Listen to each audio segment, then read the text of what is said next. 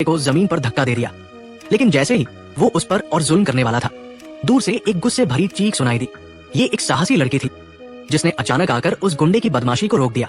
धमकियों और डराने के बाद वो काला गुंडा डरकर भाग खड़ा हुआ। इसके बाद वो लड़की कोल के पास गई और उसे प्यार से उठाया। दरअसल वो कोल की छोटी नौकरानी थी।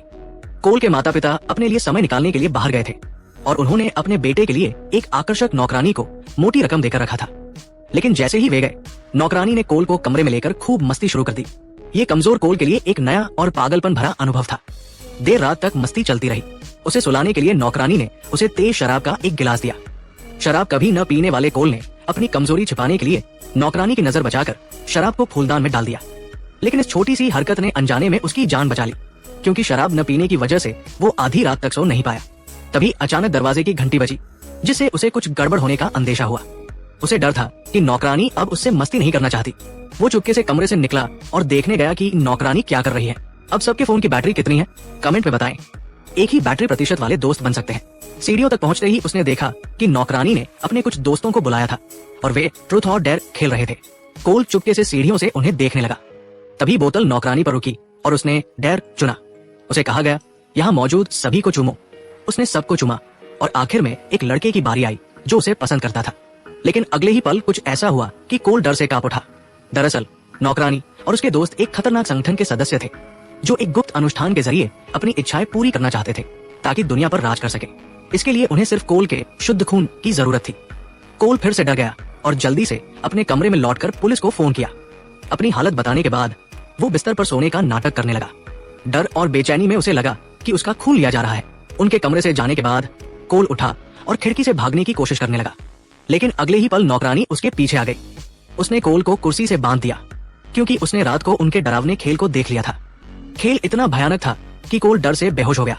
जब वो होश में आया तो खुद को बंधा हुआ पाया। उसने चुपके से एक छोटे चाकू से रस्सी काटने की कोशिश की, लेकिन पीछे के शीशे ने उसे धोखा दे दिया। हालात शर्मनाक हो गए। कोल ने रस्सी काटने की रफ्तार बढ़ाई। तभी बाहर पुलिस की सायरन बजी और दो पुलिस वाले दरवाजा तोड़कर अंदर घुसे। एक बलशाली आदमी ने फेंककर लाठी मारी, जिससे घायल पुलिस वाले ने अंधाधुंध गोली चलाई और पास खड़ी एक गोरी लड़की को लग गई। इससे पहले कि बाकी कुछ समझ पाते, नौकरानी ने पीछे से दूसरे पुलिस वाले को चाकू मार दिया। इस मौके का फायदा उठाकर कोल तेजी से ऊपर भागा, लेकिन पास का एक लड़का उसे पकड़ने के लिए पीछे दौड़ा। वो लड़का वहीं मारा गया। कोल को अफसोस करने का वक्त नहीं था। वो कमरे में भागा और चादर को खिड़की से बाहर फेंककर दीवार के सहारे नीचे उतरने लगा। लेकिन जैसे ही वो आंगन में पहुंचने वाला था, वो बलशाली आदमी सामने आ गया और उसे आसानी से ऊपर खींच लिया। मजबूरी में कोल ने हाथ छोड़ दिया और जमीन पर गिर पड़ा।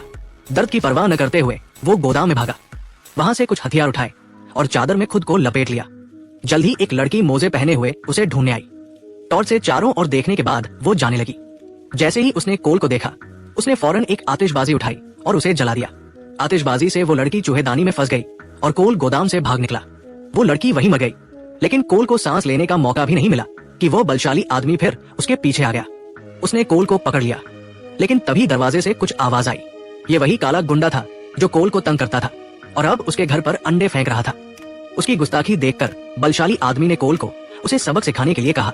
लेकिन जैसे ही कोल उसके सामने गया, गुंडे ने उसे एक मुक्के से गिरा दिया। गुंडे के जाने के बाद कोल ने बलशाली आदमी को भी एक मुक्का मारा। कोल फौरन भागा और एक अटारी पर चढ़ गया। उसने सीढ़ी तोड़ दी, लेकिन बलशाली आदमी रस्सी से पीछे चढ़ाया। अटारी का फर्श दोनों का वजन सहन न कर सका और वो टूट गया। बलशाली आदमी नीचे गिरकर मर गया। लेकिन कोल को राहत मिलने से पहले ही नौकरानी उसके पीछे आ गई। भागते हुए कोल पड़ोस की लड़की के घर में छिप गया। वहां बड़े लोग नहीं थे। नौकरानी के पीछे आने पर कोल ने लड़की को साथ लिया और बाथरूम में छिप गए। उसने अपनी कहानी सुनाई। लड़की ने कोल को डरा हुआ देखकर हौसला बढ़ाने के लिए उसे चूमा। इस चुंबन से कोल में नई ताकत आई। लड़की को बचाने के लिए वो बाहर निकला और अपने घर लौटा। लेकिन वहां घायल गोरी लड़की ने उसे जमीन पर पटक दिया। वो चाकू से कोल को मारने वाली थी कि तभी नौकरानी ने उसे रोक लिया। नौकरानी ने शुरू से कोल को मारने का इरादा नहीं किया था, लेकिन उसकी बुरी हरकतों से कोल ने कुछ करने का फैसला किया। उसने मौका देखकर मेज पर रखी उस संगठन की किताब उठाई और जलाने की धमकी दी। नौकरानी डर गई, क्योंकि वह किताब उसकी इच्छाओं को पूरा करने के लिए थी। अगर वो जल जाती तो सब बर्बाद हो जाता। उसने कोल को शांत करने की कोशिश की और वादा किया कि वो उसकी रक्षा करेगी। लेकिन कोल अब उस पर भरोसा नहीं करता था। उसने किताब जला दी और कोने में फेंक दी। नौकरानी आग बुझाने की कोशिश करने लगी, लेकिन कोल ने पड़ोसी की कार उठाई और तेजी से भाग निकला। कार से निकलने पर कोल ने देखा कि नौकरानी कार के नीचे दबी हुई थी और उसकी सांसें थम रही थी। अपनी मजबूत जीवटता से उसने उस बुरे संगठन को खत्म कर दिया और जान बचा ली। इसके साथ ही कहानी खत्म हुई। एक काले स्कूल के